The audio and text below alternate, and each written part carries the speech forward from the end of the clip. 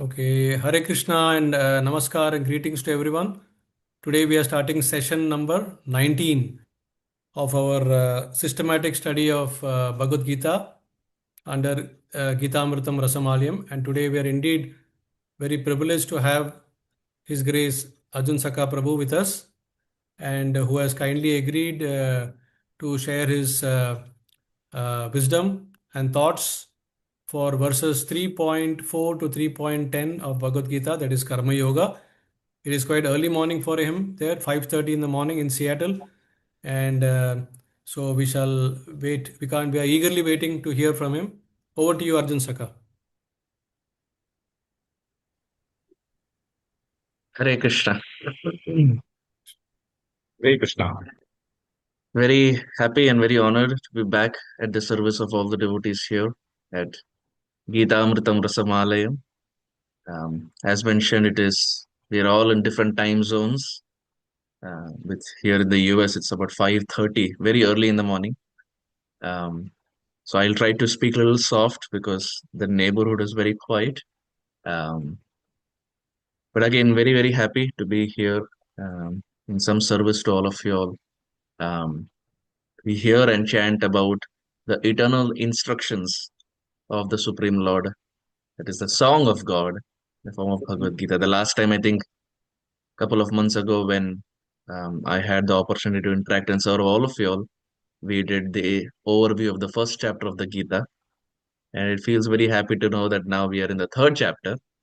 And may in this way, with everyone's presence and eagerness and enthusiasm, may we keep going from third chapter to fifth chapter to eighth and tenth and so on and so forth, all the way till the 18th chapter.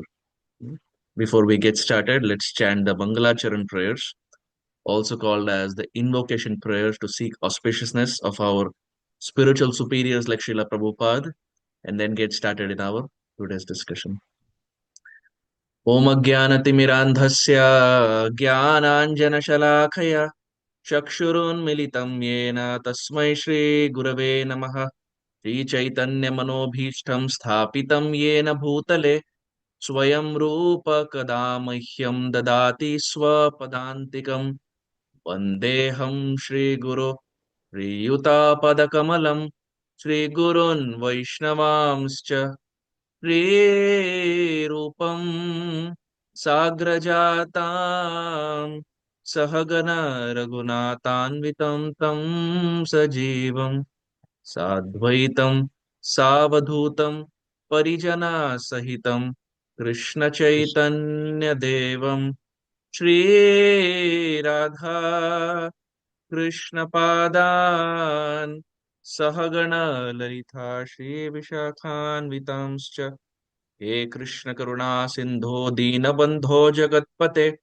Gopesha Gopika Kanta Radha Kanta Namostute तप्त कांचन गौरांगी श्री राधे वृंदावनेश्वरी वृषभानुस्तुते देवी प्रणमामि हरिप्रिये वाञ्छाकल्पतरुभ्यश्च कृपा सिन्धुभ्य एव च पतितानां पावनेभ्यो वैष्णवेभ्यो नमो नमः नमो ॐ विष्णुपादाय कृष्णप्रेष्ठाय भूतले श्रीमते भक्तिवेदान्त स्वामिनेति नामिने नमस्ते सरस्वती देवे गौरवाणी प्रचारिणे निर्विशेष शून्यवाधि पाश्चात्य देशतारिणे जय श्री कृष्ण चैतन्य प्रभो नित्यानंद श्री अद्वैत गदाधर श्रीवासादि गौर भक्तवृंद हरे Krishna Krishna Krishna Hare Hare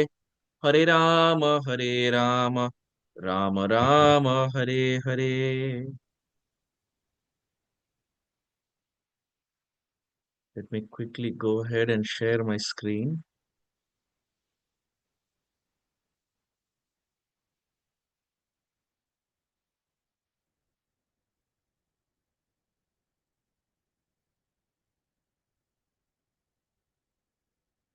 Can someone confirm if they can see?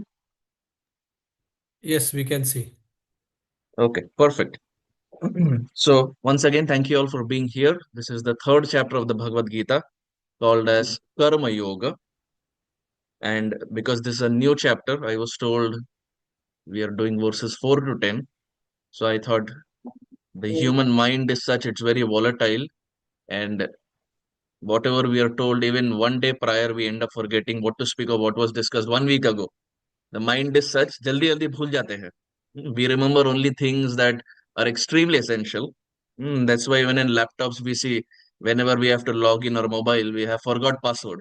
Even passwords that are so secret, that also we end up forgetting. So mind is such we forget. So I thought why not it's best to even go through the three verses that I think Sham Sundar Prabhu has already explained, but in a very quick fashion, we'll skim through those verses and then go from verse 4 all the way to verse 10. So we see what is happening here in the first and second chapter of the Bhagavad Gita. In the first chapter, we see there is observing of the armies. Arjuna wants to observe the armies. And as he's observing the armies, there are four reasons that he presents to Krishna not wanting to fight. Even though he's a Kshatriya and doesn't fear anyone, he gives four reasons why he doesn't want to fight. And we see that in the last about 15 verses from verse chapter 1, verse 28 till verse 46, he gives the reasons of compassion, enjoyment, saintliness, and destruction of family, kula, etc. And it's only in chapter 2 that Krishna actually starts speaking. The first chapter, it's more of Arjuna who's speaking and Sanjaya giving an overview to Dhritarashtra, etc. But it's only in chapter 2 that Krishna really starts speaking to Arjuna when Arjuna decides to ask a question. So there is indecision. And then finally, Arjuna is surrendering to Lord Krishna. We see Adi Shankaracharya, who is so revered and so worshipable. He very beautifully in his Bhaja Govindam verses that are so popular. Shankaracharya, he says, Bhagavad Gita kinjidadita Ganga Jalalava Kanika Pita Sakridapi Yena Murari Samarcha Kriyate Tasya Yamena Na Charcha. If someone doesn't want charcha, charcha means discussion. यदि किन्हीं को चर्चा नहीं चाहिए यमराज के साथ, he is not a person that we like to have discussion. Any other person of this world, people like to have a discussion. Hmm? Yamaraj, interestingly, is one of the Mahajans, very glorious personality. But every other Mahajan, we will like to have a conversation except one Yamaraj. Yamaraj ke baat aata hai, to people are like very scared. Hmm? So Adi Shankaracharya says, if there is one thing that is talking with Yamaraj, if you don't want to have that in your life, if you never want to have a conversation with Yamaraj, then there are three things that you should be doing. One, Bhagavad Gita Kinjidadita. Even if you study little from Bhagavad Gita, what we are doing. Actually, this is not little, this is systematic study. So this is more than little. But Adi Shankaracharya says, Bhagavad Gita Kinjita. Even Kinjita, little you study from the Bhagavad Gita. Second, Ganga Jal Lava Kanika Pita. You have little Ganga water. Ganga water thoda pan kar liye. Or third, Sakradapi Yena Murari Samarcha. Or if you discuss about Murari, the demon of the enemy Mura, that is again Krishna. If you do all these three things, or even one of the three things, Adi Shankaracharya, he says that person will never have a conversation with Yamaraj. Guaranteed. What are the three things? One, little conversation, little discussion about Bhagavad Gita. Second, little Ganga water. Or third, discussions about Krishna, Murari Shri Krishna. So it's very interesting that here we are not just discussing Bhagavad Gita, but we are also discussing about Krishna. So the first and third activities are naturally taken care of. So we see in chapter 2, we have seen already in the past that how Arjuna was horrified at the thought of killing his relatives, and Krishna begins his teaching because Arjuna saw all his family members, and there was Bhishma and Drona, and all those people were there, and it was very difficult for him to even stand in front of them, leave alone fighting. And then we see Krishna speaks about Sankhya philosophy, Karma Kanda, Buddhi Yoga, and symptoms of self realized soul, so on and so forth, not getting into the details. But if we primarily see here, Arjuna did not want to fight. Arjuna wanted to run away from the battlefield. And Krishna convinces him to fight. That, my dear Arjuna, it is a duty of a Kshatriya to fight, so you should be in the battlefield. Now it's very interesting. Krishna tells Arjuna to not fight. Or he tells Arjuna to stay in the battlefield and fight. But interestingly, when it is Krishna's own turn, when he was fighting Jarasandh, Jarasandh attacked Mathura 17 times.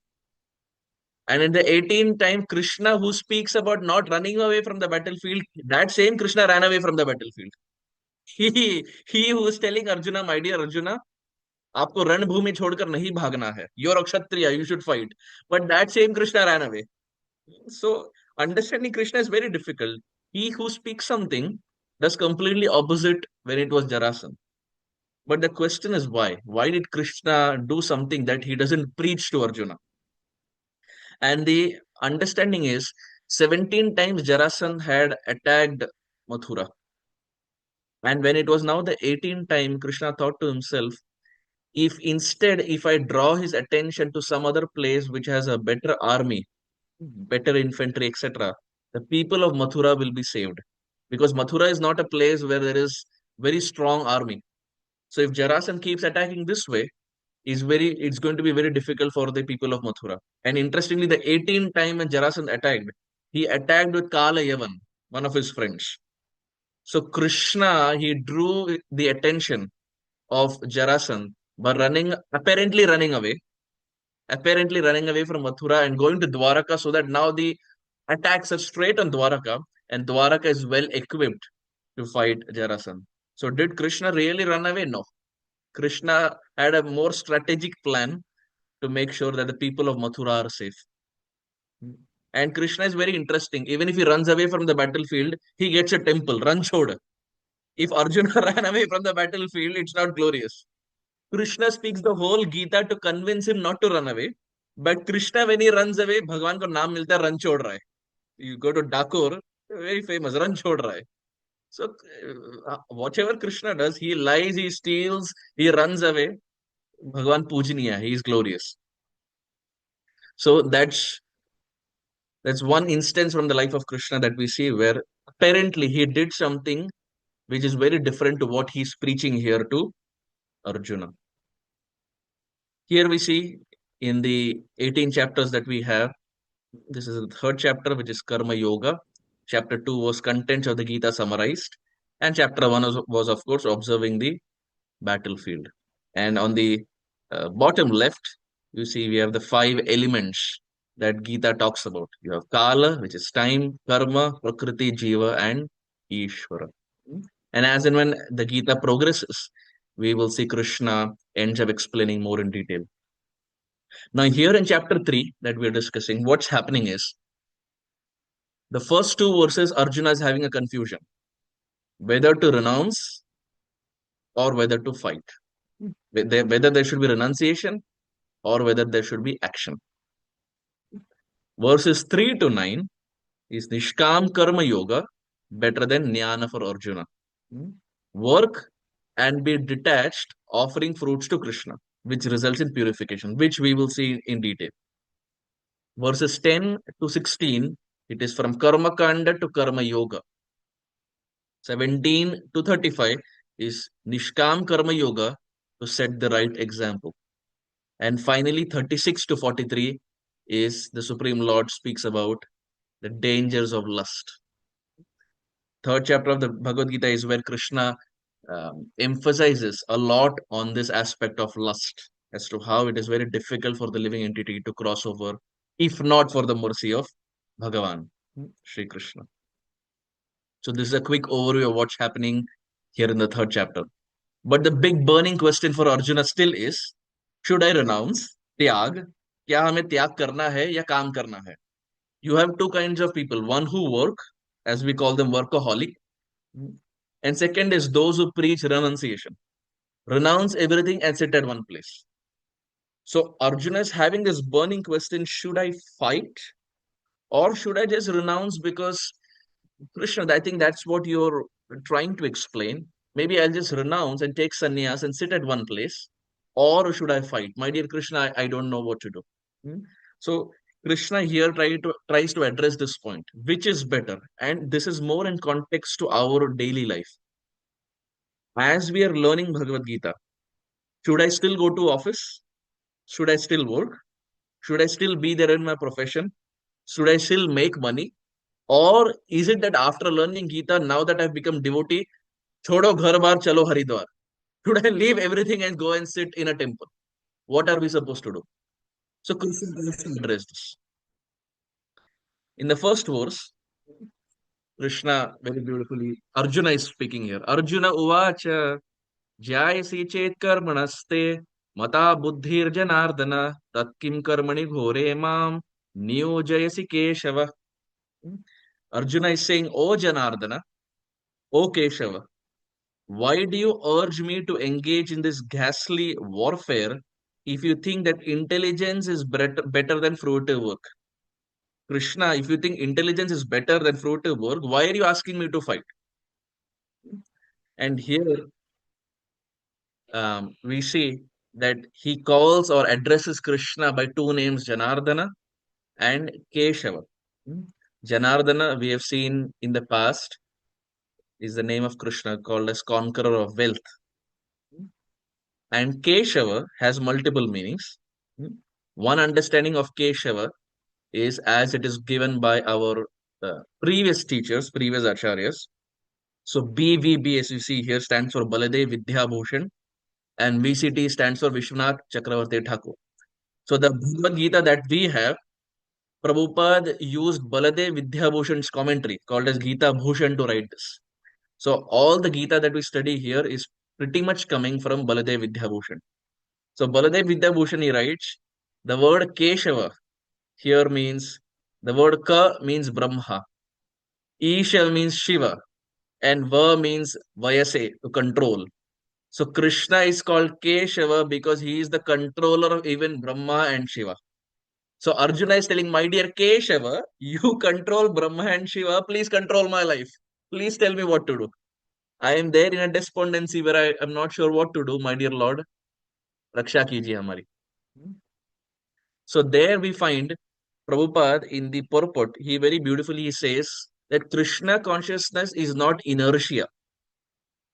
And Prabhupada translates that as inertness or inactivity. Arthat, Krishna consciousness doesn't mean sitting at one place. Krishna never preaches that you sit at one place and leave your work. No.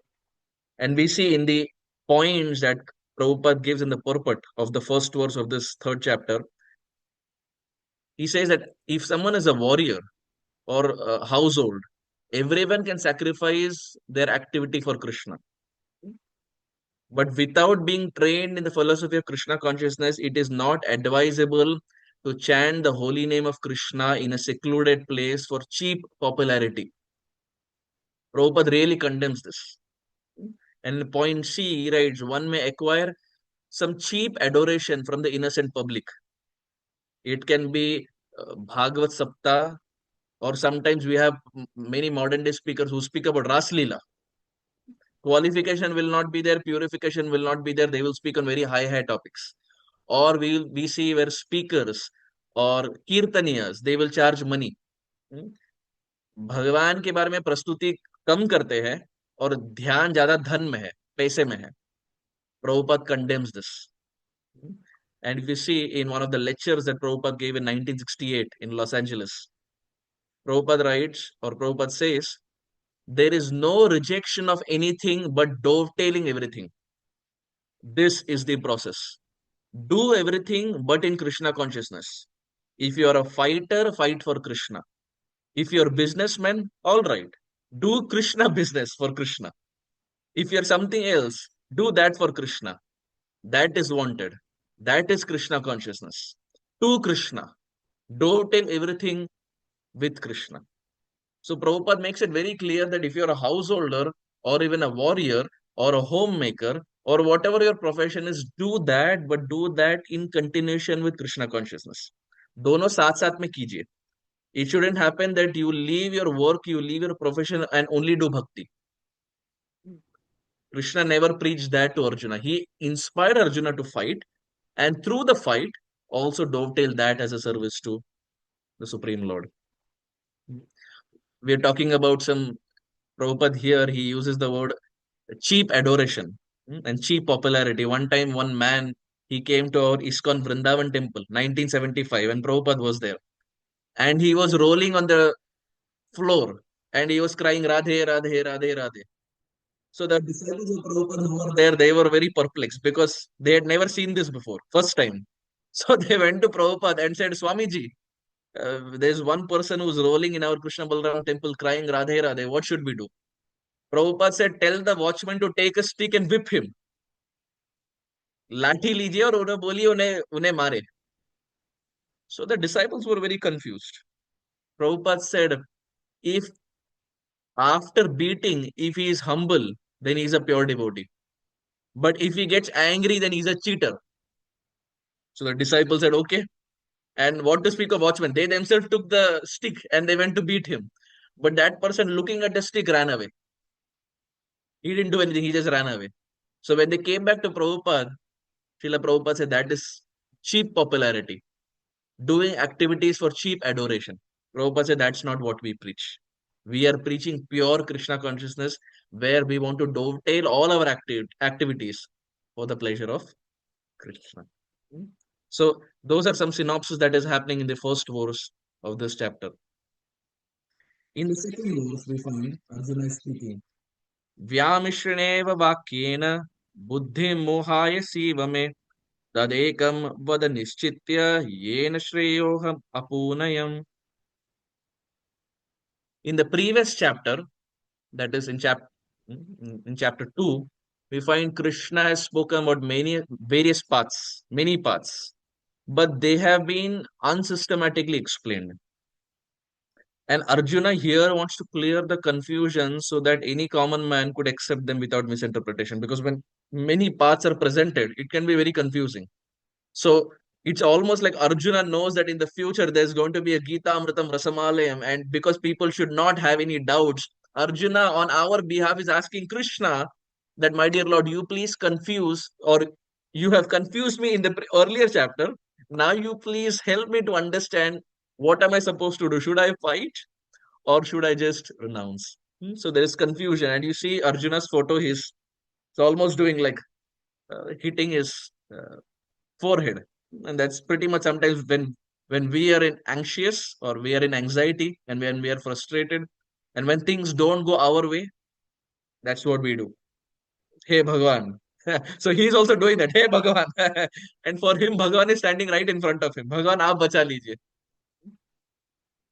So here we see the essence is Arjuna is confused, taking the meaning of buddhi as intelligence, and he is feeling by the use of its intelligence he should avoid all activities. So Arjuna is feeling that, my dear Krishna, if you have said all this, maybe I should just leave the battle and just maybe not fight. In Bhagavad Gita 2:11 onwards, Krishna explained Gyan, difference between body and soul. And 239 onwards, he describes Nishkam Karma Yoga. But Krishna doesn't tell which one is superior. And as we mentioned in the previous slide, he gives different paths, but really doesn't emphasize or press upon the point of इसमें से सबसे बड़ा क्या है, करना क्या है. He gives different paths, but he just leaves it upon Arjuna. One time Prabhupada was there in a car, and this was car conversation. And one disciple asked Prabhupada that, Prabhupada, who are better? Are the karmis better? So karmis means those who do activities but don't dovetail to Krishna, or are the devotees better who do activities and then dovetail to Krishna? So the disciple asked that, Prabhupada, are karmis better or are the devotees better? And Prabhupada, when he heard that, Prabhupada, he started laughing, and Prabhupada said, the karmis think they are right, and the devotees also think they are right. But the difference is devotees are right and the karmis are wrong. Prabhupada said both think that they are right, but the difference is devotees are right. Why? Because all the activities that the devotees are doing, they are also working like the karmis. But with those activities, they're offering the fruits, they're offering that actions back to the lotus feet of Krishna. So Prabhupada said, we are right, we think we are right, they think they are right, but the difference is we are right and they are wrong. It is typical Prabhupada style. So here again we see there is um, confusion in the mind and the heart of Arjuna, not knowing how to proceed. Verse 3, now Krishna starts speaking. Shri Bhagavan Uvacha Lokesmin Dvividha Nishtha Pura Prokta Mayanaga Jnana Yogena Sankhyanam Karma Yogena Yoginam. The blessed Lord said, O sinless Arjuna, I have already explained that there are two classes of men who realize the self. Some are inclined to understand him by empirical philosophical speculation, and others are inclined to know him by devotional work. So Krishna is saying, I've already told you, Arjuna, दो प्रकार के लोग हैं. There are two kinds of people. One who will ask lot of questions, lot of speculation, but after speculation, still they will not surrender. That is one kind. प्रश्न पूछेंगे पूछेंगे पूछेंगे पूछेंगे लेकिन भक्ति नहीं कभी नहीं करेंगे. So one is the speculation kind of people, and the second is those who are inclined to devotion. And we see here in a flow chart. Like in school days, we remember we would understand something better with a flow chart, and that's how the mind is. Especially with Gita, when there are flow charts, it's little easier to understand what's happening. So Krishna in 239, Bhagavad Gita chapter 2, text 39, Krishna is saying that there are two classes of men trying to realize self. दो प्रकार के लोग हैं जो अपने आप को समझने का प्रयास कर रहे हैं. First is Sankhya Yoga or analytical study, which is a gradual process. Understanding or study of the spirit and matter, and it's applicable for those who speculate, and so on and so forth. And ultimately, the goal is understanding Lord Krishna, self realization towards the lotus feet of Krishna. But the challenge here is it is a purifying process, no doubt, but it is very gradual. Like in English, they say snail's pace, dhime dhime, very slow process. And the second is that is explained here, which is a more direct process, direct path of purification, where you work in Krishna consciousness and you release from the bondage of action. Why? Because now you depend on Krishna. As Krishna has explained that in Bhagavad Gita chapter 261, wherein the activities are being done, but they're done as a service to Krishna. On the first category, it is only speculation that's happening. But here, activities are done and they're offered to Krishna, which results in a faster path of purification. Here we see the difference between philosophical speculation and Krishna consciousness. One is an indirect path, one is a direct path. Second is there is dependence on personal endeavor. अपने बलबूते पर करेंगे. And the second is I will depend on Krishna. Because on our own endeavor, it is very difficult. What to speak of you and I, dear devotees, even Mother Yashoda found it difficult to obtain Krishna just by herself. When she was doing the Damodar Leela, apne balbute par, even for Mother Yashoda, it was difficult. So you and I are nowhere in the picture. But when we depend on Krishna, then even the impossible becomes possible. In philosophical speculation, Sankhya, there is we are unsure of success. But here in Krishna consciousness, because we're depending on Krishna, there is guarantee, surety of success. Why? Because Krishna is saying it. So in this way, we find Prabhupada in the purport of that verse, Prabhupada very clearly says, the ultimate goal is Krishna. Because the philosophers who are also sincerely searching after the absolute truth come in the end to Krishna consciousness. This is also stated in the Bhagavad Gita. The whole process is to understand the real position of the self in relation to the super self. The indirect process is philosophical speculation by which gradually one can come to the point of Krishna consciousness. And the other process is directly connecting everything with Krishna consciousness. Of these two, the path of Krishna consciousness is better because it does not depend on purifying the senses by a philosophical process. Krishna consciousness is itself the purifying process and the direct method for devotional service. It is simultaneously easy and sublime. So Prabhupada makes it very clear in the third verse purport that Krishna consciousness is the means, Krishna consciousness is the goal. When Prabhupada was there in Vrindavan before he came to America, Prabhupada was in a temple called Radha Damodar, very famous. And Prabhupada was translating the Srimad Bhagavatam. So at that time, one friend of Prabhupada came to meet Srila Prabhupada. And he looked at Prabhupada, and Prabhupada that time was translating with a Parker pen. See, Parker pen is very expensive.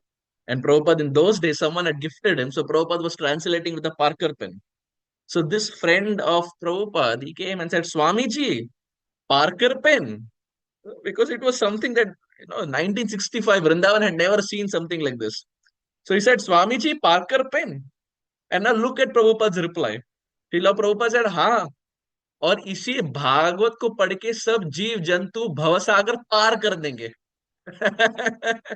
when that when that friend he said Parker pen, Prabhupada connect that to Parker. For those who follow Hindi, it means to cross over the ocean of material existence. Prabhupada said, हाँ, इसी भागवत को पढ़कर सारे जीव भवसागर पार कर देंगे. Hmm? So that's the essence. Even studying Gita, as Prabhupada is saying here, the essence is Krishna. The aim is so that we can also parker and we can cross over this ocean and attain Krishna. And the easiest, direct, fastest path is Krishna consciousness. Text 4. न कर्मणाम अनारंभान नैष्कर्म्यम पुरुषोस्नुते न च संन्यासनात् एव सिद्धिं समधिगच्छति. We see on the left, it is a slogan that the youth use. Sab moh maya hai. For those who are youth, we will say it's very popular that the youth use this. Sab moh maya hai. So is it really moh maya? That's what Krishna is trying to address. Is working, क्या काम करना, क्या नौकरी करना, यदि कोई नौकरी पेशा आदमी है, if someone is working, is that work moh maya really, or is that also service to Krishna? Krishna tries to address it here, and Krishna says, not by merely abstaining from work can one achieve freedom from reaction, nor by renunciation alone can one attain purification. So here, Krishna is trying to answer the first question in this fourth verse. Why not to avoid action altogether? Because someone can say that, well, if action, and this is actually explained by Srila Vishveshwara Tirtha Swami of the Madhva Mutt, very popular name and very, very revered figure in the Madhva Mutt. So he presents a point and he says, if action is the root cause of cycle of birth and death, which we all agree, and by avoiding action we can free ourselves from cycle, then why do not birds and animals for whom no action is religiously prescribed automatically get salvation? So he's presenting a point. He's mentioning that, wait a minute, if we just stop action, काम करेंगे तभी तो पाप और पुण्य आएगा. यदि काम ही नहीं करेंगे, if I just sit at one place, for example, then will I get papa? No. Will I get punya? No. So if I'm not getting papa and punya, which means I will not get any reaction, which means I should get salvation. That is the understanding, because I'm not getting any reactions there if I'm not doing any activity.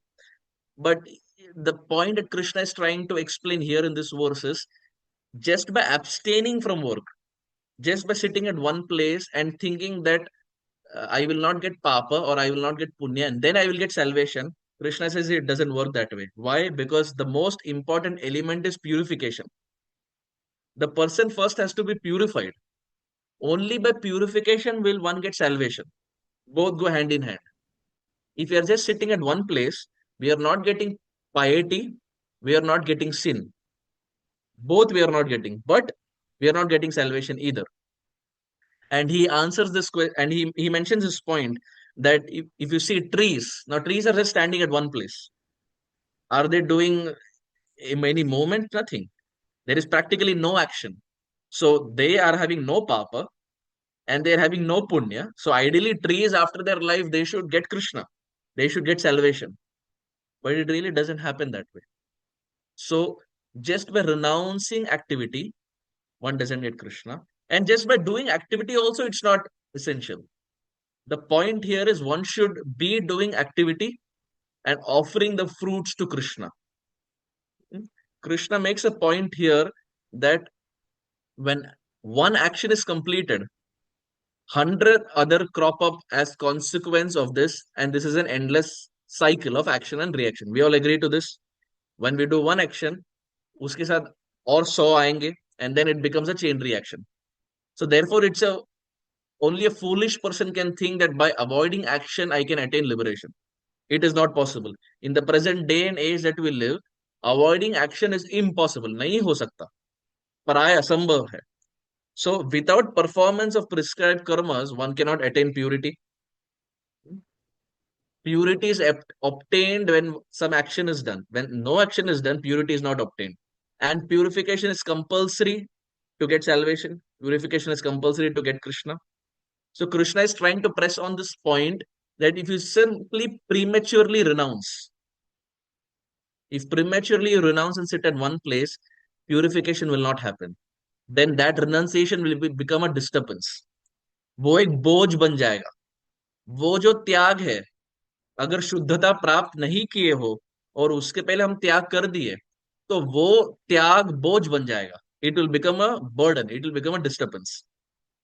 But when actions are performed and those fruits are offered to Krishna, then through those actions, one gets purification. And that purification is what will help us get the Supreme Lord.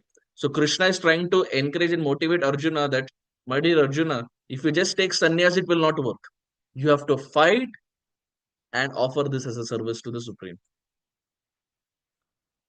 In verse 5, Krishna is speaking, Nahi kaschit shanamapi jatu tishtitya karma krit कारिते हि अवश्य कर्म सर्वः प्रकृतिर जैर गुणैः. Krishna says that all men are forced to act helplessly according to the impulses born of the modes of material nature. Therefore, no one can refrain from doing something, not even for a moment. Hmm. The same point that we said. It's very difficult to not do anything. The mind is so chanchal, every single minute we want to do something. Hmm. And if there is nothing to do, this is the best thing. Phone, reels, shorts, videos, some time pass will be there on this constantly. Why? Because the mind is wired such that without doing anything, it's very difficult. We naturally want to move our hands and legs. So Krishna makes this point that refraining from doing something even for a moment is practically difficult. So here Krishna is trying to address this point at how Sankhya Yoga is impractical because soul is active in nature. We are all restless and we are all active. But that active nature that is there should be engaged. उसे कुछ कार्य में लगाना है. जो that that nature that is there where we want to do something, if it is not engaged in the right spirit, then it can be catastrophic. But when it is engaged in the right activity, and that right activity is Krishna consciousness, as Krishna is explaining here, then there is no loss. Even if there is a fall down, in the sense, even if one doesn't perfect on the path of Krishna consciousness, it is okay. But still, there will be purification. On the flip side, if one is just doing activities, if someone is doing occupation, but that is dictated by illusionary energy, अर्थात यदि कोई कार्य कर रहा है, but is not dovetailing that for Krishna, then again that's a challenge. Hmm? And again, on the flip side, because the person is always in contact with the material nature, through the material nature, he acquires the modes of material nature. Now, the challenge here is if he doesn't study Shastra or he doesn't do activities that are prescribed in Shastra, then purification will not happen. But if he studies Shastra and then does activities, then there is purification of the soul, which eventually leads to Krishna. So, time and again, Krishna is trying to emphasize on the same point that the soul is naturally active in nature. The soul wants to do something and it finds its perfection when there is active engagement. And active engagement, as explained in Shastra, जैसे हिंदी में बोलते हैं मन मर्जी का मालिक. If we start doing activities just according to the mind, then purification is little far-fetched. But when actions are rightly dovetailed in accordance to what the scriptures have given, then there is quick purification. So here Krishna is saying the renunciation of actions factually means not being attached to them, which means someone can be doing an activity. Like, for example, Prabhupada sometimes would go in a Rolls Royce. The disciples were so um, in such a service attitude, they were in such a service mood that they wanted to gift something to Prabhupada. So they rented a Rolls Royce. And when Prabhupada would get down from the airport, from one place to another, he would go in a Rolls Royce. So when the reporters one time asked Prabhupada that Swamiji, why are you coming in a Rolls Royce? Prabhupada to that he said, why shouldn't I come in a Rolls Royce? My disciples are gifting me. Why shouldn't I come? But then Prabhupada said, when we speak about renunciation, when Krishna speaks about renunciation, it means we do the activity, but we are not attached to it. Prabhupada was not attached to the car. For him, even if you give Maruti 800, he will still sit and go. But the point here that Krishna is trying to explain is when he speaks about renunciation, it doesn't mean that we leave everything. No. It can be a phone. It can be a laptop. Now we are using a laptop for Krishna. We are using a phone for Krishna. So the renunciation that Krishna speaks about in the Gita is not to give up everything, but to use things and not be attached. Use things as a service back to him and not being attached to it. That's the definition of renunciation that Krishna gives. It does not mean actually giving them up, as that is impossible. Neither a wise man nor a fool can refrain from the actions at any moment. All are compelled to act, forced by one's likes and dislikes, influenced by one's attachments and aversions arising out of Prakriti or the material nature. In the Mahabharata, this is a very nice point I felt. In the Mahabharata, it says, if you can control your mind, why go to a forest? If you cannot control your mind, what can you do by going to a forest? I'll repeat it again. If you can control your mind, why go to a forest? And if you cannot control your mind, what can you get by going to a forest? For one who can control the mind, wherever he is, that is the forest and that is his hermitage. So for us, the forest is Zoom. This is our forest. Why? Because here we are learning the art of mind control. So it's a very interesting point that um, mind needs to be controlled. And that's the prime point that Krishna keeps emphasizing time and again throughout in the Bhagavad Gita. Concentrate on mind control rather than action control. When mind is controlled, actions are automatically controlled. But some sort of action is still inevitable. We go to verse number 6. Karmendriyani samyamya ya asthe manasa smaran indriyarthan vimudhatma mithyācāraḥ sa uchyate.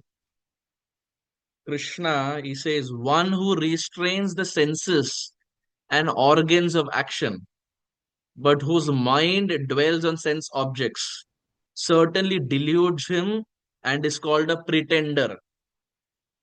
Dhongi, in simple Hindi language. I'll repeat it once again. Please hear this. One who restrains the senses and organs of action, but whose mind dwells on the sense objects. यानी बाहर से कोई काम नहीं कर रहे लेकिन मन में अभी भी sense object है. Certainly deludes himself and is called a pretender. So it's an external show, but internally the mind is still thinking about various sense objects. And Prabhupada there in the purport, he writes that these are those kind of people. So he gives a definition of who are pretenders. What is the characteristic of a pretender? Bhagavad Gita chapter 3 text 6. 1. They refuse to work in Krishna consciousness. काम नहीं करेंगे. जैसे हिंदी में बोलते हैं ना काम चोर. काम नहीं करेंगे. They will not want to work. They will make a show of meditation. They will speak on dry philosophy in order to bluff sophisticated followers. They are the greatest cheaters. Mind is impure. Their mind dwells upon sense enjoyment. And then there is no value for knowledge. Why? Because there are effects of such a sinful man's knowledge are taken away by the illusionary energy of the Lord.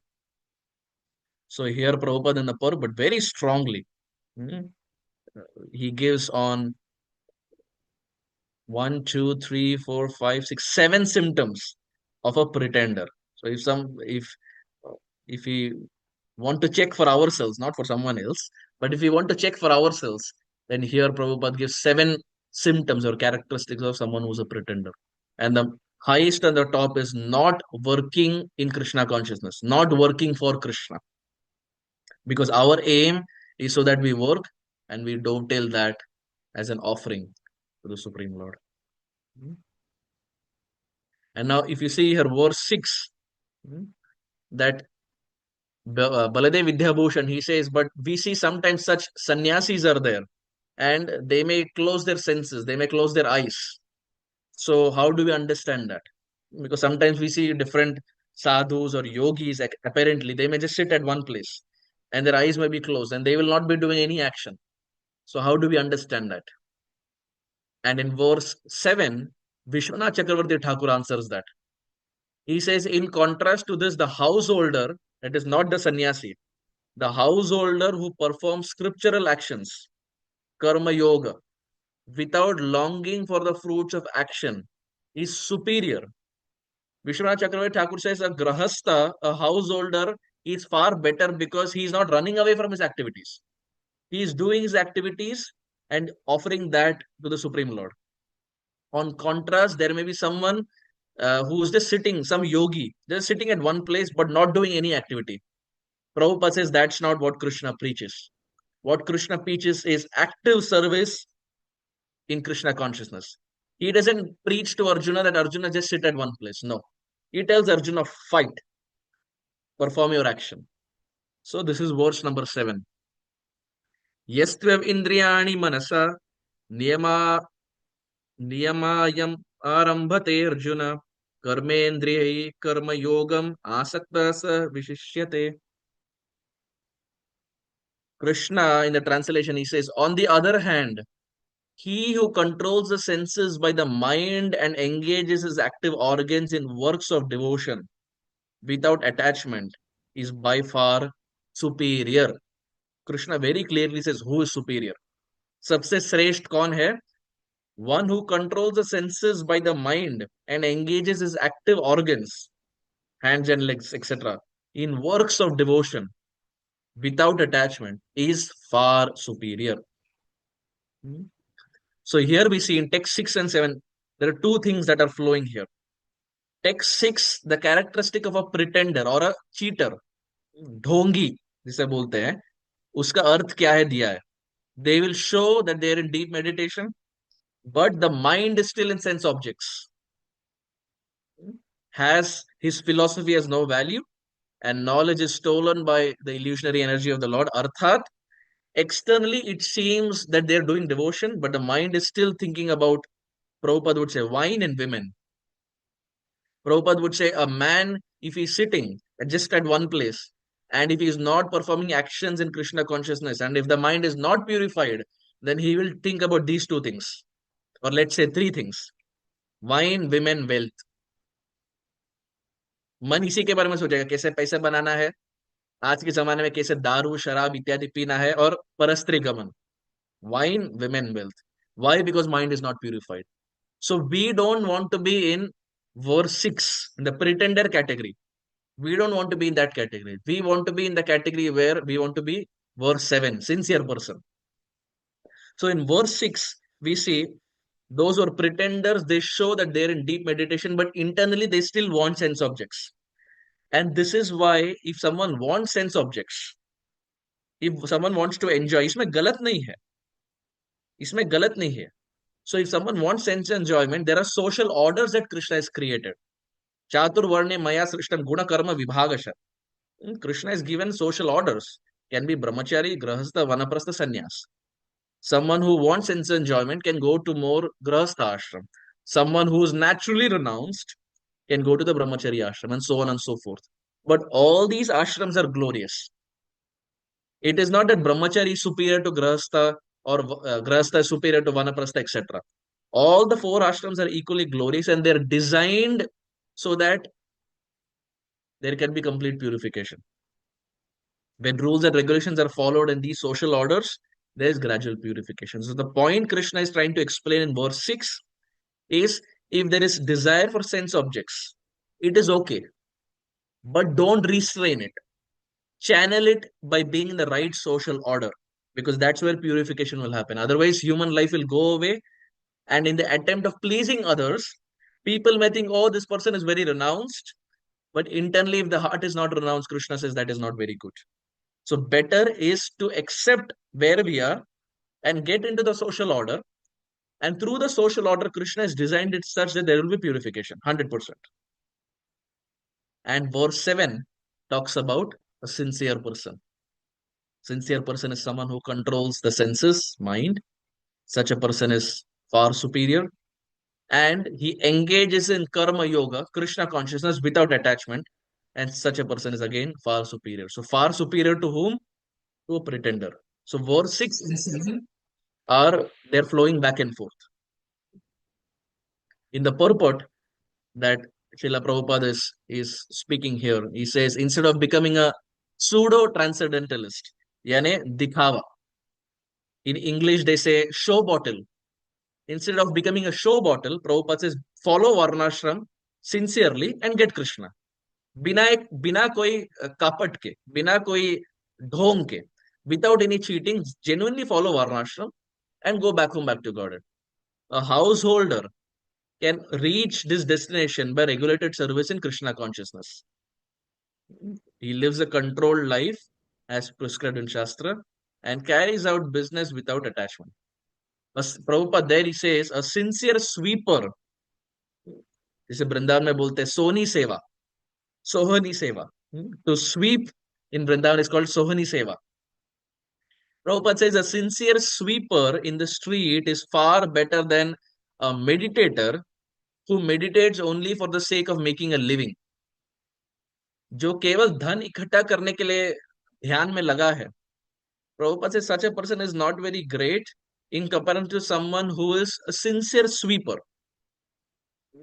When Prabhupada was there in Vrindavan, in Radha Damodar Mandir, before he came here to America, when Prabhupada was translating his books, that time Prabhupada talks about a old lady. And this old lady was such, every day she had one service. And her service was to go to Yamuna and collect a bucket full of water and bring it back for Radha Damodar. All her life she did that. Because she would say, there is no other service that I know to do except for this one service. So all her life, she did this simple service. She recognized where she is, and whatever she could, she offered the best to Krishna. Went to Yamuna, got a pot of water, and gave it as an offering to Radha Damodar. Prabhupada, in some lectures, he says that lady for sure she will get Krishna. Why? Because she did simple service without cheating anyone by being straightforward. So, sincere sweeper in the street is far better than a meditator who meditates only for the sake of making a living. So, Bhagavad Gita is a world engaging book and not a world leaving book. Many times people have this notion that if I study Bhagavad Gita, I'll have to renounce everything. ISKCON वाले अरे ये सब कुछ छुड़ा देते हैं ना. Bhagavad Gita is a book where we engage our heart and our mind in the service of Krishna, not that we leave everything behind. So, in essence, Lord Krishna is telling Arjuna that premature renunciation is not good. Lord Krishna is not propagating to work for self, but he's explaining one should work for a higher purpose than self. So, without purification, Krishna is saying, don't renounce.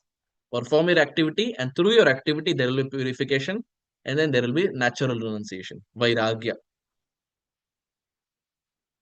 Verse number 8. नियतं कुरु कर्मत्वं कर्म ज्यायो हि कर्मणः शरीर यत्रापि च ते न प्रसिद्धेत अकर्मणः. Krishna says, perform your prescribed duty, for action is better than inaction. A man cannot even maintain his physical body without work, which is true. We can't maintain our body without work. It's not that we just sit at one place and the body works. खाना चाहिए, we have to go outside, buy groceries, cut the vegetables, make something. For every small thing, we have to work. So perform your prescribed duty for action is better than inaction. So here in text 8, we see Krishna is saying prescribed duties are there. Everyone has a prescribed duty. सबका एक कर्तव्य है. If we prematurely renounce it, हम सब कुछ छोड़ दिया, बोले नहीं नहीं हम ये कार्य नहीं करेंगे, अभी भक्ति पढ़ लिए, भगवत गीता पढ़ लिए, अब हम कोई कार्य नहीं करेंगे. If there is premature renunciation, then fall down is guaranteed, which means heart will not be purified in this. And on the other side, if prescribed duties are performed, then there is gradual purification of the heart. But prescribed duties need to be performed in accordance to the Shastra. भगवान जो दिए है उसको सामने रखते हुए हमारा कर्तव्य हमें करना है. So for Arjuna, Arjuna is a Kshatriya. So for him now the prescribed duty is to fight. For a Grahastha, it is to maintain the family, earn money, etc. So whatever activity is there, one should do that without prematurely renouncing. It is made very clear by Krishna. And if by this activity, if someone engages himself, whether it is in war, not renouncing and going to the forest, then that person will get perfection through this. So basically, Krishna is telling Arjuna that work should not be given up without purification of material propensities. व्यक्ति तब तक शुद्ध नहीं होगा जब तक कार्य नहीं करेगा. जब तक हम कार्यरत है हम शुद्धता प्राप्त कर सकते हैं. If we renounce activities, purification will never be there. And Krishna, time and again in this chapter, we will see, time and again he speaks on the same aspect that one should not prematurely give up. And in fact, this is the same point if you see in the Chaitanya Charitamrita, one book called as the Sri Chaitanya Charitamrita. Chaitanya Mahaprabhu addresses the same point to another servant of his, another associate of his called Raghunath Das Goswami. And Mahaprabhu tells him, don't be a Markata Vairagi. So Vairagi means renunciant. Markata means monkey. Mahaprabhu says, don't be a monkey renunciant. Why monkey renunciant? Monkeys externally look very renounced. They don't wear any clothes. They eat only bananas. And that too, if you're in Vrindavan, they will steal banana, they will steal your glasses, they will steal your purse, they will steal everything. And they don't have a house to stay. They stay from one tree to another tree. So externally, it seems the monkeys are very renounced. But actually, in the animal category, we see monkeys, as far as lust is concerned, monkeys, they top the list. They're very high up there. So externally, it seems they're renounced, but internally, there is no purification. So Mahaprabhu, Chaitanya Mahaprabhu, who is not different from Krishna, he also says the same point. Don't be a Markata Vairagi. Don't be a monkey renunciant. Hmm? Verse number 9. So last two verses for the day. यज्ञार्थात् कर्मणो न्यत्र लोकोऽयं कर्म बन्धनः तदर्थं कर्म कौन्तेय मुक्तसंग समाचर. Krishna is saying, work done as a sacrifice for Vishnu has to be performed, otherwise work binds one to this material world. केवल यदि कार्य करते रहे और भगवान को समर्पित नहीं किए तो फिर इस जन्म मृत्यु जरा व्याधि के चक्कर में फंस जाएंगे. If the actions are not dovetailed for Krishna, then there will be no purification. Therefore, O son of Kunti, perform your prescribed duties for his satisfaction. And in that way, you will always remain unattached and free from bondage. So Srila Prabhupada here in this purport, Srila Prabhupada is saying, since one has to work even for the simple maintenance of the body, the prescribed duties for a particular varna and ashram are meant to fulfill that purpose. As we saw in verse 6, Brahmachari, Grahastha, Vanaprastha, Sannyas. Krishna consciousness means performing yajna. Doing yajna and serving Vishnu are one and the same. And what is yajna? We will see in the next verse. Krishna and Prabhupada also in the purport, they explain what is yajna. Therefore, one has to work for satisfaction of Vishnu. Any other work done in this material world will cause bondage. And results of working in the above way. This will save us from the reaction of work, karma bandhan. We gradually elevate one to transcendental loving service of the Lord, which alone can raise one to Vaikuntha. So the essence is we perform our work and offer it to the Supreme Lord, Krishna or Vishnu. But if work is done and is not offered as a service to the Supreme Lord, then it will result in bondage. Janma Mrityu Jara bhi adi ke is chakkar mein phase rahenge if the activity is not given as a service to Krishna, because purification will again not take place. So here Krishna talks about yajna. Krishna consciousness means performing yajna, and doing yajna and serving Vishnu are one and the same. And now in the last verse for the day, we will see what is the definition of that yajna, which is verse number 10. Saha yajnair praja srishtva purovacha prajapatihi anena prasavisyadhvam eshavostva ishtakamadhuk. We see here Vishwanath Chakravarti Thakur at the top. He says, now, if you cannot be without desire in the actions, then you should still perform actions offered to Vishnu with desire rather than giving up actions completely. Hmm. So someone can have multiple desires in their actions. So does that mean that because they have desire, they should give up or they should not do the work? Vishwanath Chakravarti Thakur, he says no. Still do it. Even if you have desires, material desires, चाहे जो हो जाए, कार्य कीजिए लेकिन भगवान को समर्पित कीजिए. Because it is very difficult to think that I will only when I become fully pure, then I will offer my actions to Krishna. It will not happen. By offering our actions to Krishna, by offering our activity to Krishna, that's where the complete cycle of purification takes place.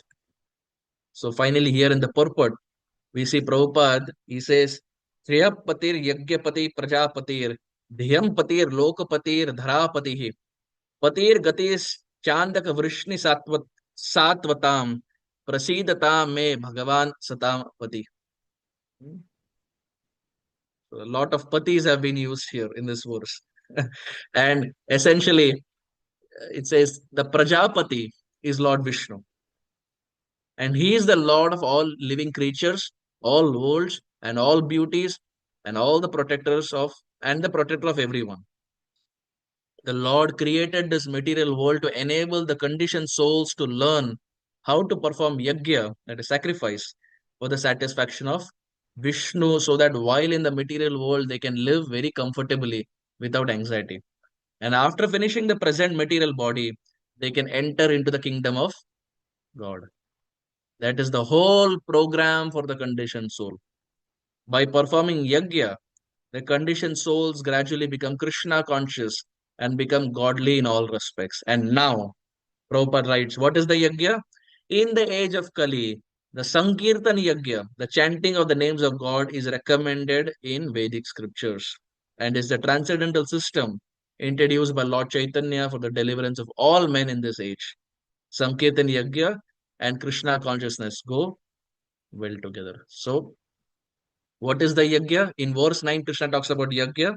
In verse 10, even before Krishna has spoken, Prabhupada is given in purport. In so many chapters of Gita, we see Krishna speaks about Bhakti Yoga only in 7th chapter, 7 to 12. Prabhupada speaks about Bhakti Yoga from the first verse, first chapter itself. Prabhupada doesn't waste time. He comes straight to the point. So finally here we see there is the purpose of material creation that is explained. Benefits of yajna have been explained. Cause of conditioning in this world. What is the cause of conditioning? हम इस जगत में क्यों हैं? क्योंकि हम भगवान को भूल गए हैं. भगवान के साथ जो संबंध है, जो सदैव वाला एक संबंध है, वो हम भूल गए हैं उसके कार्य. Because of that we are here. Purpose of Vedic principles are outlined in this verse.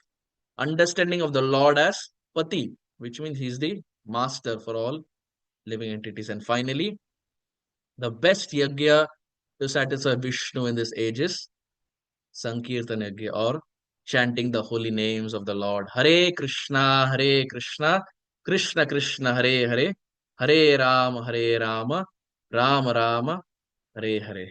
Having said this, I very humbly stop here. And I want to thank you all for being such a wonderful audience. Hmm. Uh, if there were any mistakes in my presentation, kindly please forgive me. And thank you for engaging my heart and my mind and my tongue so early in the day in speaking about Krishna from the Bhagavad Gita. Thank you very much. Hare Krishna. Shri Bhagavad Gita ki jai Jai. ho. Thank you very much, dear Okay. Arjun Sakar, for this wonderful session. We're already seeing a lot of comments coming on the chat box and the various emojis which are flowing up and down. So thank you so much.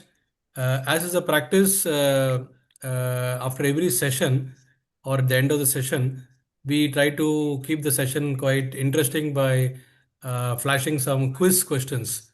So for this session, I have prepared a set of quiz questions, and I'm sure most of you must have been very attentive because today we are seeing that the participant numbers have gone up. But however, it looks like most of them are first timers in Gita Amritam Rasamalayam. So I would humbly request that whoever is first time today, kindly do participate every Saturday. And that will be really interesting because the more participants come, you will also motivate the speakers to come up and speak their best. So I will share the questions now of the quiz, and it is open to all to. Yes, sure. But I don't know what's your name. Samsung SM M515F. How can I add you? You're saying please add me, but please put your name. Malati Gopika. Okay. So also you can send your number and we'll try to add your number. And so now I'm going to share the questions one by one. It is open for everyone. And of course, the rule is that you have to raise your hand, and then we'll pick as a host. We will pick randomly, and then the correct answer will fetch you 50 brownie points, and the wrong answer will fetch you negative 50 brownie points. So you have to think carefully before answering, but they're simple questions and they are all pertaining to today's session only. Okay, so here goes my screen. Let me share.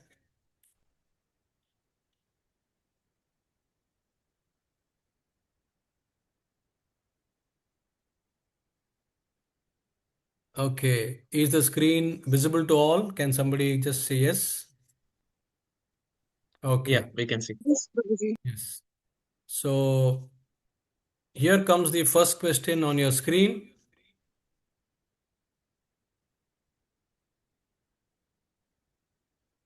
One can one can attain freedom from reaction and attain perfection of life by one,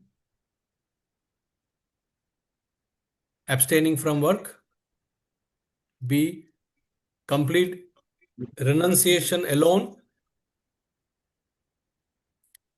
C, taking sannyas,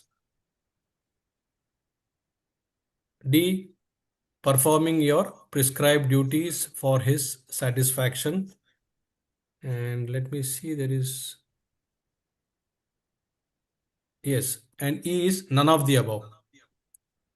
So the question is, one can attain freedom from reaction and attain perfection by abstaining from work, complete renunciation alone, taking sannyas, performing a prescribed duties for his satisfaction, and none of the above. So I'm going to pick, let's say, Krishna Mohan Prabhu. Krishna Mohan Prabhu is one of the uh, persons who has raised his hand. Krishna Mohan Prabhu, please come on the video. And yes, Hare let us Krishna Prabhu, try धन्यवाद with प्रणाम। darshan. Hare Krishna, Dandat Pranam. अब बताइए प्रभु क्या correct answer है इसमें? Prabhu ji, D, performing your prescribed duties for his satisfaction. Let me see what is the answer now. बिल्कुल सही. The answer is performing your prescribed duties for his satisfaction. So here his means it is a capital his. It is not small his. So capital his means it is Krishna. Small his means self. So we should never do things for our satisfaction. We should do things for Krishna's satisfaction. Yasmin tushte jagat tushtim. That is the meaning of that. Okay. So this first question, the correct answer goes to our Krishna Mohan Prabhu. Very good. Congratulations to Opens him. with a bang. Sorry, Thank you, Prabhu. Thank you. you said something, Prabhu? He opens with a bang, I said. Yeah, he opens. He doesn't attend our sessions, but today he came and directly is off to a flyer. Yeah. Okay, now Thank we you, go to Prabhu. question Next time number I will 2. attend, Prabhu. Definitely I will attend from next time. Thank Definitely. you so much. Thank you, हमारा Prabhu. फिर Thank you. Programme का 4 चांद लग जाएगा प्रभु आपके presence से. Prabhu. Thank you so much, Prabhu. Hare Krishna, Prabhu. Okay, now question 2 is coming up on the screen. No one can refrain from doing something even for a moment because of A. Modes of nature in Kali Yuga. B. Everyone wants to prove something. C. The qualities acquired from the modes of nature, that is guna. D. The nature of the soul is to be active. And yeah, E is none of the above. Okay, let me go to who is 252003. Can you tell me the name, your name, 252003? Hare Krishna Prabhuji. I'm Yes, Neeti. yes. आपने आपका नाम क्यों नहीं डाला? Why didn't you put your name so that we can call you, address you by your Actually, name? I just logged in too quickly and password Okay, जो okay. आपका session का है No वही problem. मैंने डाल दिया. Where are you based? So I'm from From where?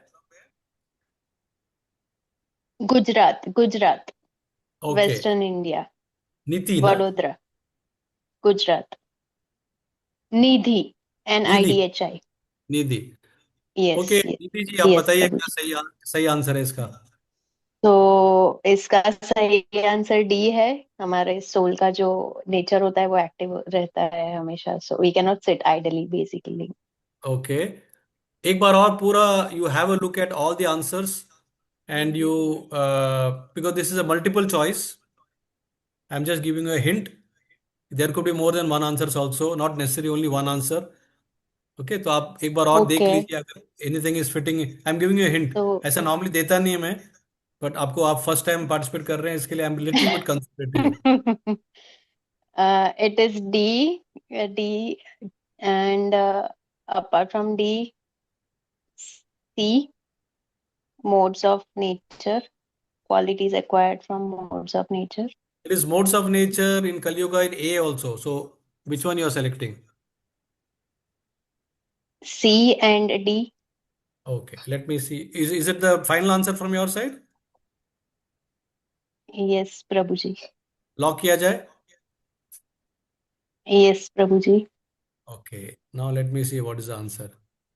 ये बिल्कुल सही है. C and D. Thank Well you. done. Very well done. So please participate in all our future sessions, and you can Sure, also Prabhuji. you can have a good chance to score a lot of points. Remember, the person who gets the highest points, Sure. in fact, the first 3 rankers, as we have our procedure is in every chapter, whoever is the top 3, they get some special gift from us. Okay, so we are into chapter Okay. 3 now. So already the race has begun. Okay, very good. We move on to question number Thank 3.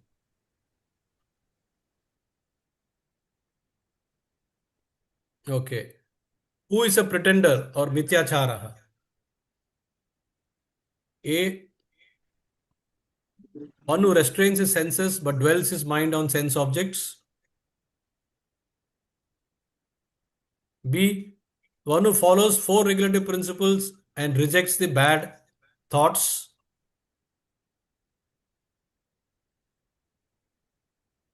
C. One who makes a show of renunciation without purification of heart. D. One who rejects material activities. and E, all of the above.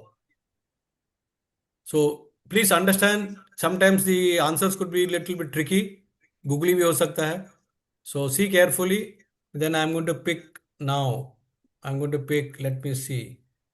I'll pick Yashasvi. Yes, Yashasvi, please go ahead. You are one of the persons who has raised the hand. Hare Krishna. I think the answer is A and C. A and C. Who is a pretender? One who restrains his senses but dwells his minds on sense objects. Okay. And C, one who makes a show of renunciation without purification of heart. You are saying A and C? Yes, sir. Okay, let us see what is the correct answer. Remember, wrong answer gives -50, okay? So, shall I go ahead? Yes, sir. You are absolutely right. A and C is the correct answer. Very good. Congratulations. Very good. All three newcomers, all three start with the bang. Well done. Yeah, very good. So, just make a note of my number 98701 84990. I repeat 98701 84990. So, all the newcomers who wish to be part of our regular Gita sessions and they want to be added in our Gita Amritam Rasamalayam group, please do send me a liner and we will immediately add your name. 98701 84990. Okay. So, congratulations to Yashasvi. And we move to the next question now. Question number 4. So, totally there are 5 questions. We are on the 4th question now. Performing your prescribed duties is better than not working because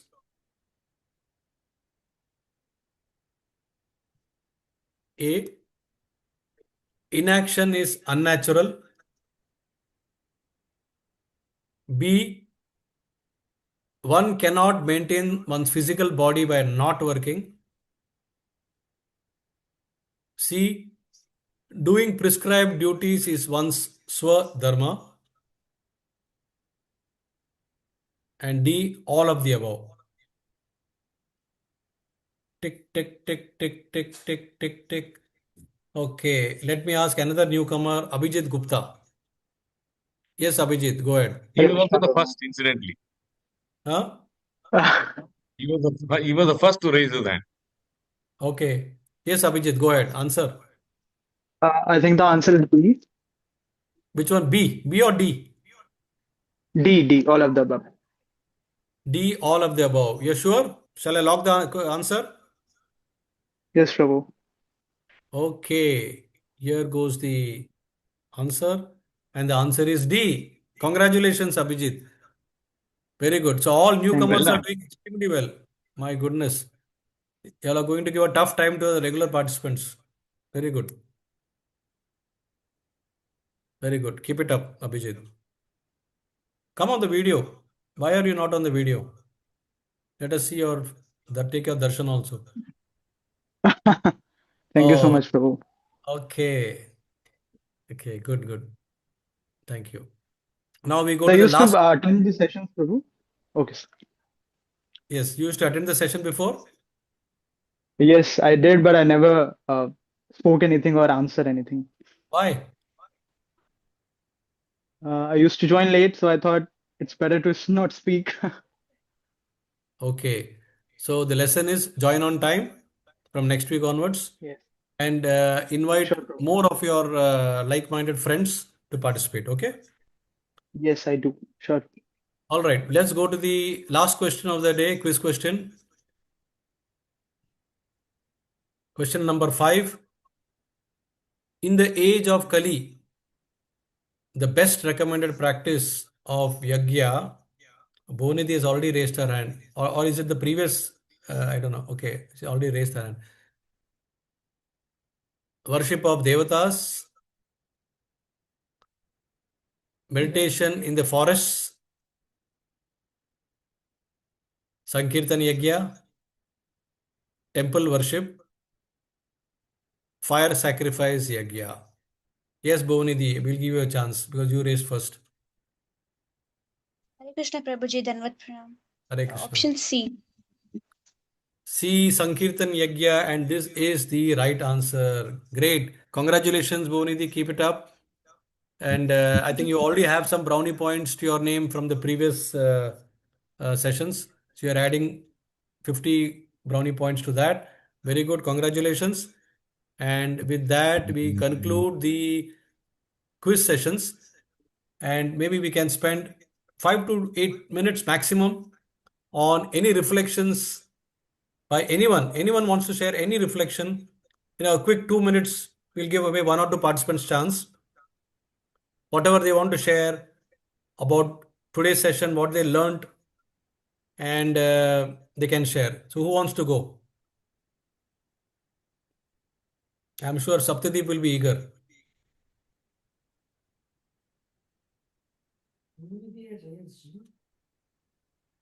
So nobody?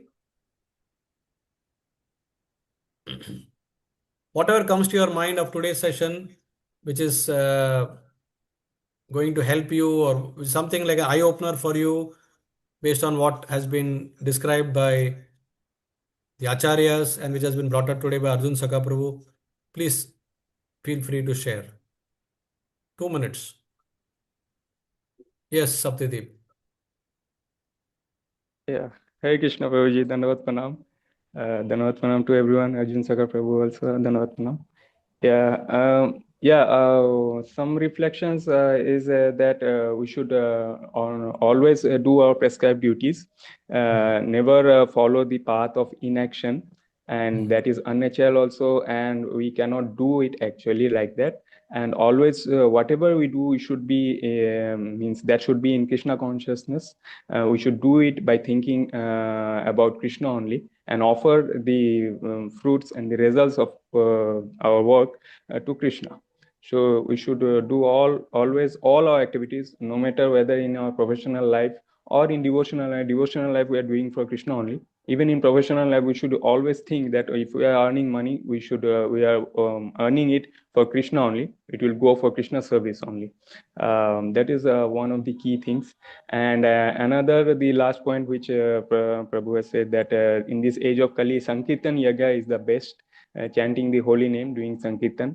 That is I think Sripad Ayendra Prabhu also used to say that Kirtan and Japa, these are the most effective way and the fastest way to purify ourselves. For purification, doing chanting the holy name and also Sankirtan. In fact, hearing Katha also, that is also one form of Kirtan. And that singing for the Lord, that is also very effective. So these are the 2 points I would like to mention. The rest you can. Very nice. I think you have grasped the essence. Thank you. But may I know what we'll achieve after doing all this? What is your thought on that? What are we going to achieve? The final achievement which everyone wants is to be eternal servant on the lotus feet of. I'll be pertaining to today's understanding. What Krishna says, if we do this, what result we'll get? What is the benefit? The benefit is that we will be able to purify ourselves. Our mind will be more in our control. And if the mind is in our control, the senses will be controlled. And that way we will be more focused, and will be our purification will be faster, and we will always remain in Krishna consciousness. Our mind will be focused on Krishna, and in order to attain his service, which is the ultimate goal. Right. So purification is you will achieve purification, and from purification, you will be released from karma bandhan. That is the main thing. Yeah. Because every action will have bondage, and our objective is to be released from that bondage. That is what Krishna is saying in today's verses that Arjun Saka has described. All right. Thank you so much. Anybody else wants to share? We just have around 2 minutes time left. And there's an opportunity. Anyone wants to share? Any personal realizations also you can share in this? If not, we'll call it a day. All right. So no hands raised as I can see. So we thank Arjun Saka for really giving us his valuable time, early morning hours. It's a japa time in Seattle, but yes, and of course, but today being a Saturday, I don't think there's other work pressures, but but there might be some temple duties. I don't know what all he is carrying, but we thank him, and we also request that maybe we should have him at least once in a month. What do you all say? Once in a month is a good chance to have him, all of us. Okay, so right, lot Yes, of hands Guruji. up. Yes, very good. So thank you all once again, and we end the session now. And as I said, please do participate in all our Saturday sessions on systematic study of Bhagavad Gita. And we all want to go together as a family to board the train Goloka Express and reach the destination of Goloka Dham. Hari Bol. Thank you once again, everyone. With this, we end. Hare Krishna to all. Have a good night and also a nice Hare weekend. Krishna. Hare Krishna. Hare Krishna. Hare Krishna Prabhuji. Dhanapana Prabhuji. Hare Krishna. Thank you very much. Dandavat Hare pranam Krishna Mandu. Hare Krishna. Thank you.